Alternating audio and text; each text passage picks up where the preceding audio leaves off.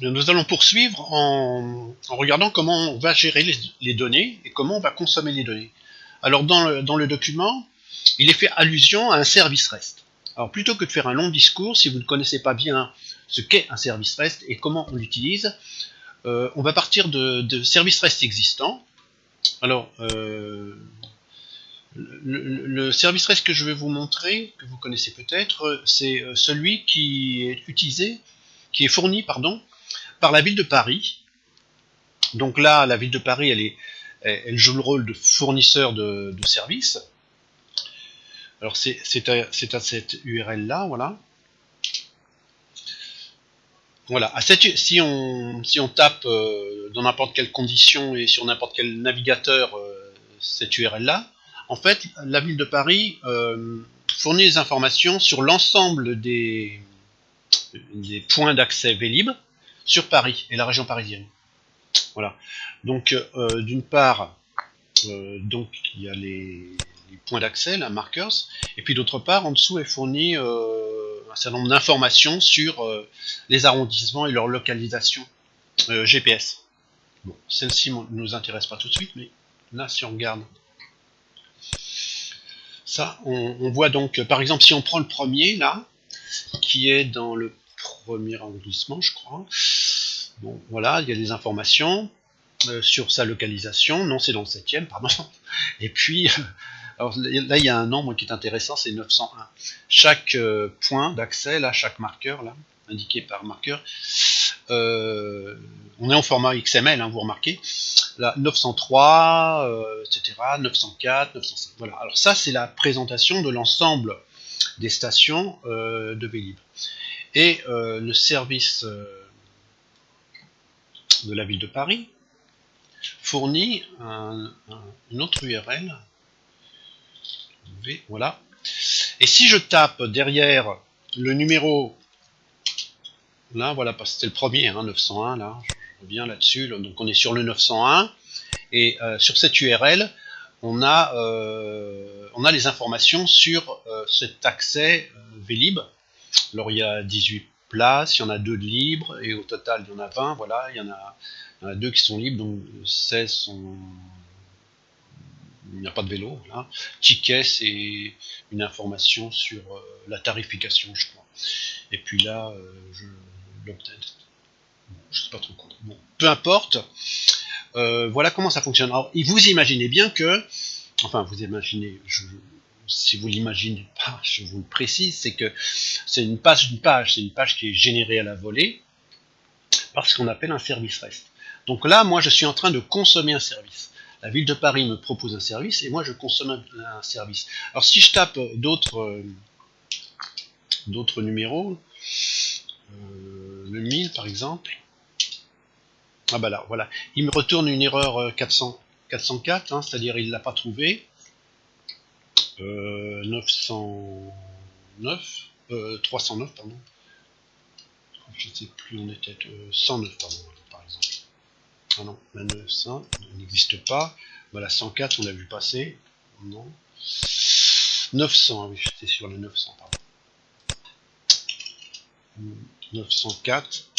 Voilà, donc un autre point d'accès Vélib avec d'autres informations sur la disponibilité. Alors, il y a plusieurs applications, par exemple smartphone, qui utilisent ce service REST et qui fournissent ces informations-là. Alors, ces informations, vous imaginez également, elles sont mises à jour en direct avec un mécanisme de modification dans la base de données à partir de capteurs, enfin de données qui sont extraites de la station elle-même.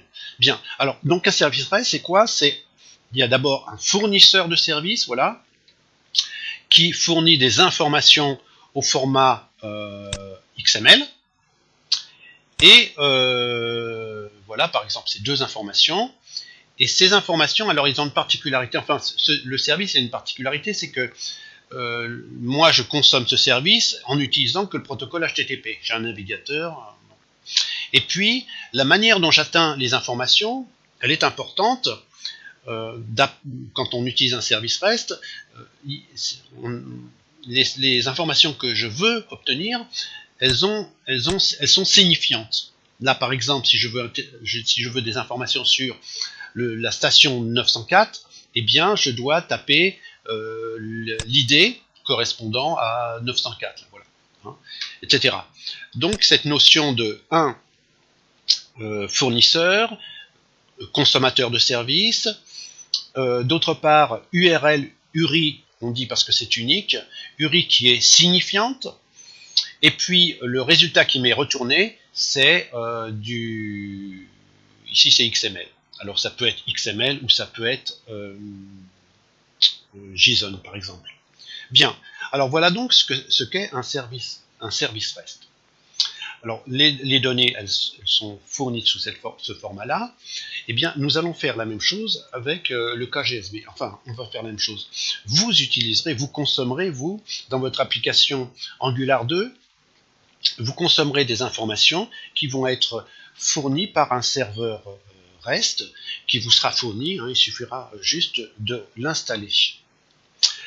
Donc, pour l'installer, il faudra que vous lanciez un serveur. Un serveur sur votre... Enfin, si vous êtes en local, vous lancez un serveur HTTP. C'est-à-dire qu'en fait, alors le serveur HTTP que je vais utiliser, c'est WAMP Server. Hein. Et donc sur votre machine, vous aurez 2 serveurs. Hein, puisque vous avez vu dans la première partie, et puis dans le début de la deuxième partie, vous avez vu qu'en fait, vous lancez un serveur Light Node sur votre machine, et bien là, vous allez travailler avec 2 serveurs. Donc vous allez avoir 2 serveurs qui vont communiquer. Un, le serveur qui va fournir le service REST, et d'autre part votre serveur qui va permettre de générer TypeScript, etc. et de lancer un serveur local. Donc vous allez avoir une communication entre les 2 serveurs. Bien. Alors on va jeter un coup d'œil sur le service REST qui est proposé. Alors on va regarder un minimum de code. Alors donc je suis dans WAMP, www, et puis ce que je vais faire, il s'appelle comment, REST GSB, voilà. Et puis on va le regarder ensemble avec Visual Studio Code. Voilà. On va pas regarder tout en détail. Hein. Voilà. Alors donc ce service REST, il a 3 classes, il contient 3 classes. Hein. Et il contient, voilà, c'est ça. Alors, je ne m'attarde pas trop là-dessus, mais l'idée est la suivante, c'est que, en fait, vous avez une redirection d'URL, c'est-à-dire que dès que vous allez taper une URL qui commence par localhost rest GSB, voilà, vous allez être redirigé vers ce fichier-là, voilà, qui ne fait pas grand-chose, et qui appelle cette méthode. Bon. Je ne voudrais pas trop rentrer dans les détails, qui va appeler une méthode process qui est qui est ici. Bon, alors donc votre service, il va permettre d'obtenir des informations. Alors ces informations, elles sont extraites à partir d'une base de données, bien évidemment. Et c'est la partie modèle du service REST, il est très classique. Hein, c'est du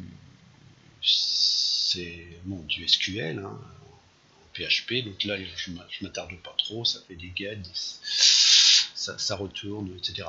C'est une application donc qui est conforme à d'autres classes qui ont été fournies dans le contexte GSB. Donc si vous allez travailler avec ce contexte, vous ne devez pas être troublé. Hein. Donc on a une classe qui fournit les données, voilà, très classique.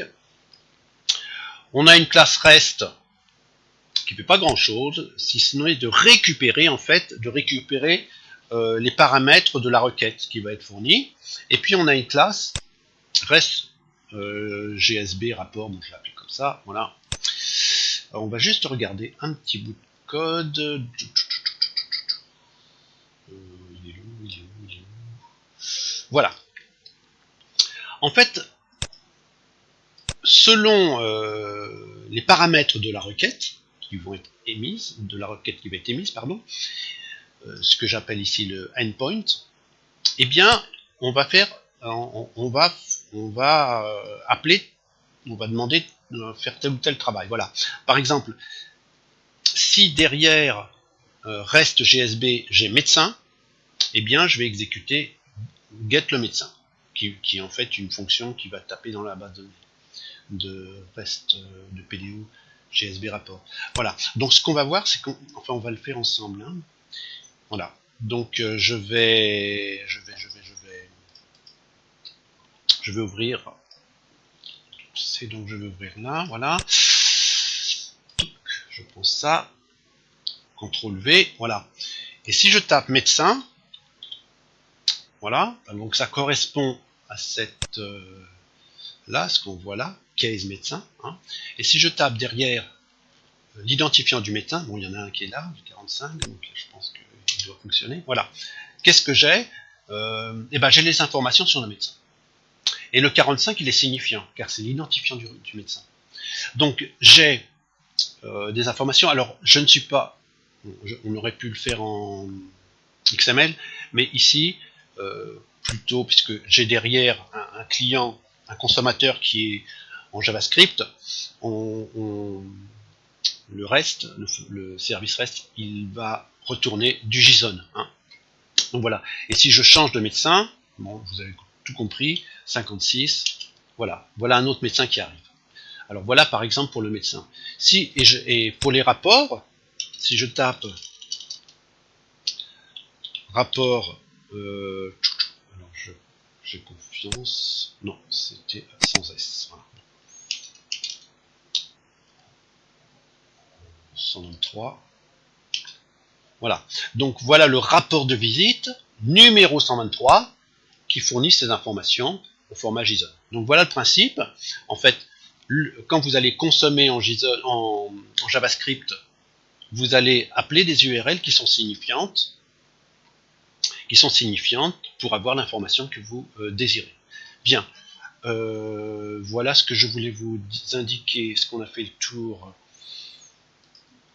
Oui, donc on voit là, le rapport, donc voilà, et donc avec l'idée qui doit être enseignée. Bon, si je tapais simplement rapport avec un S, si je tapais rapport avec un S, est-ce que je l'ai terminé cette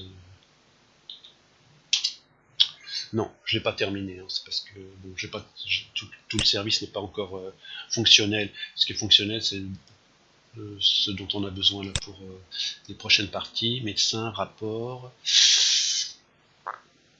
Oui, alors on va juste montrer un qui est sympa, c'est celui-là. Voilà, si je tape par exemple médecin, de sein, dans l'application on a besoin de chercher, bon, voilà, alors, vous voyez, j'ai déjà fait, donc par exemple, voilà, là, qu'est-ce que j'ai en fait? J'ai tous les médecins dont le nom commence par DE. Si on regarde le nom là, de ligne, etc. C'est un peu tassé, on a un peu du mal à voir, mais bon bref. Donc ça me donne tous les médecins dont le nom commence par DE. Je vais en tenter un autre. RE, je suis pas sûr que j'en ai. Si, j'en ai. Donc voilà, c'est tous les médecins qui commencent par RE. Hein. Et si je commence un reste, voilà, ça diminue, l'ensemble diminue, parce que l'application elle a besoin de ce type de service. Hein. C'est pour ça qu'il a été développé comme ça. Voilà. Donc voilà ce que c'est que le service REST. Hein. Et vous, au niveau JavaScript, vous allez appeler des méthodes qui vont en fait se connecter à cette URL, simplement se connecter à cette URL en lui fournissant les bons paramètres. Celui-là, et puis éventuellement ceci. Voilà. Donc,